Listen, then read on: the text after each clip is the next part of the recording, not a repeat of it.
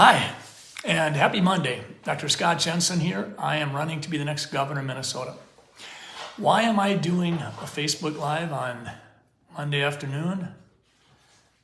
Well, it's because I just had a very engaging conversation with the largest newspaper's editorial board in Minnesota, the Star Tribune.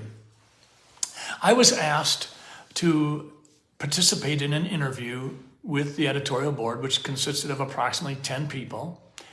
And I had misgivings about it, I have to confess. From my perspective, I am confident that I will not receive their endorsement. Honestly, from my perspective, if I do get their endorsement, I'm gonna have to look in the mirror and ask myself, okay, why did they endorse me? You see, I don't think there's many people that think that the Star Tribune is balanced in their editorial position generally. That doesn't make them bad or good. It just is what it is. I think that there were members of the interview board that I just participated with that have been openly antagonistic toward me on social media. Literally, I think some have even questioned whether or not I should be able to be a doctor, practicing anyway. But I had the conversation because our campaign team has been inclined to hold each and every one of us accountable. And that means that whatever our values are, whatever we said would be the convictions that we will honor, whatever constitutes our moral compass as a campaign team, we will abide by. And what that means is we'll take on the hard questions. We'll have the hard conversations. We will go all over the state of Minnesota. We do not cancel events in the last minute. We do not say we're not going to have the debates that historically, traditionally, and conventionally have taken place. Nobody has been criticizing the Jensen team for not being willing to have a transparent conversation. A couple weeks ago, I had a very good conversation with the Minnesota Daily. That's a newspaper publication that I believe comes out daily on the University of Minnesota campus. At least it did when I was at the university. But we had a good conversation, and I see over the weekend they have published their interview with me. So that was why I said yes to the Star Tribune. I will take on your questions. They taped it. I encouraged them to. Virtually every newspaper or radio or TV interview I have had, I've encouraged the people doing it, please go ahead and tape it so that you can be accurate when you quote me. Because I have seen too often where media sources have not been accurate in quoting me, and that's disappointing. Tim Walz refused to talk to the Minnesota Daily. Honestly, I can't imagine him refusing to talk to the Star Tribune because it seems like it's a fairly cozy relationship. But here's the deal. I was asked hard questions. I was challenged to provide in-the-weed operational details as to how I would get things done. During the course of our conversation, I reminded the Star Tribune's editorial board of their editorial yesterday in the Sunday paper.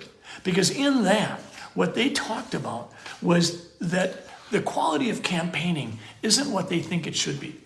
Actually, here's what the Star Tribune editorial board said. After just getting, and this is the group I just got done interviewing with. They said, equally disturbing is the overall lack of substantive plans and discussions of fundamental local issues. Star Tribune editorial board members remember poring over such detailed proposals in races past, often called white papers. They laid out with some specificity how candidates would deliver on their proposals. Duh. That's exactly what we've been doing for the last 4 months. We have provided 10-point plans over and over again. I have not seen one damn 10-point plan from Tim Walz. The fact of the matter is, on our energy 10-point plan, I clearly stated, remove the moratorium on nuclear power plants. That should not have been a hard one for Tim Walz to comment on. He should have come out and said, absolutely. Scott Jensen is correct. We should do that. And then he should have told Minnesotans that he and Eric Paulson stood together 12, 13 years ago and asked the legislature in Minnesota to remove the moratorium on energy power plants. But he gave nothing. He gave crickets. Is that the way I operate? No, it's not. In fact, I said during the course of my interview with the Star Tribune editorial board, that I agree with Keith Ellison and Tim Walz when they have said over and over again on social media, and it's also on Keith Ellison's Attorney General website, that abortion in Minnesota is a constitutionally protected right. And this is settled law by the Supreme Court interpreting the Constitution, and that no governor can change that. Those are the words of, more or less, of Tim Walz and Keith Ellison, and I agree. So I'm willing to tap into what the governor says and say, yeah, I think he's right there. He could have done the same thing if he was serious about energy independence, but he's not serious about being energy independent. So he wants to close down the coal-burning power plants, okay? So what we had was a robust conversation with the Star Tribune editorial board. Do I think that they're going to ask Tim Walz in a candid conversation like this why he told Minnesotans at the state fair that 80% of kids had only missed 10 days of in-classroom instruction? I don't know if they will. Do I think that they're going to ask him what he said to Esme Murphy when he said that Minnesota is one of the top 5 or one of the top safest states in the nation, when in actuality we've found out recently that we've been classified as a high crime state? I don't think they're going to do that.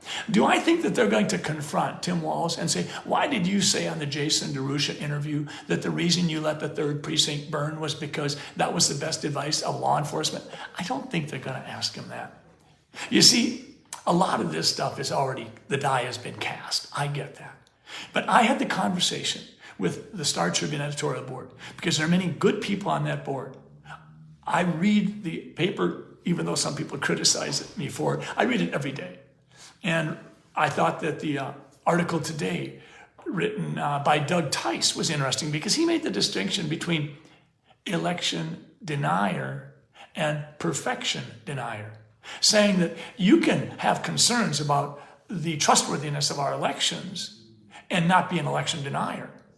Doug Tice says he's not. He's a perfection denier.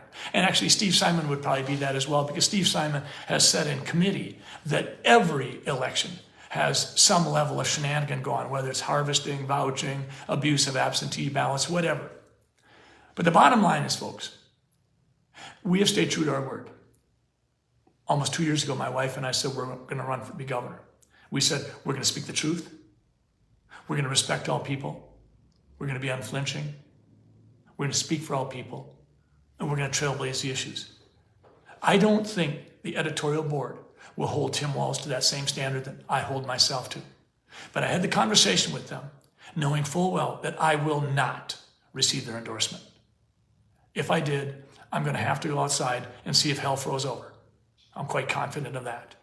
But the bottom line is, we're going to have the conversation, and I think every Minnesota voter has to ask themselves, do they think that we want 4 more years like the last 4 years?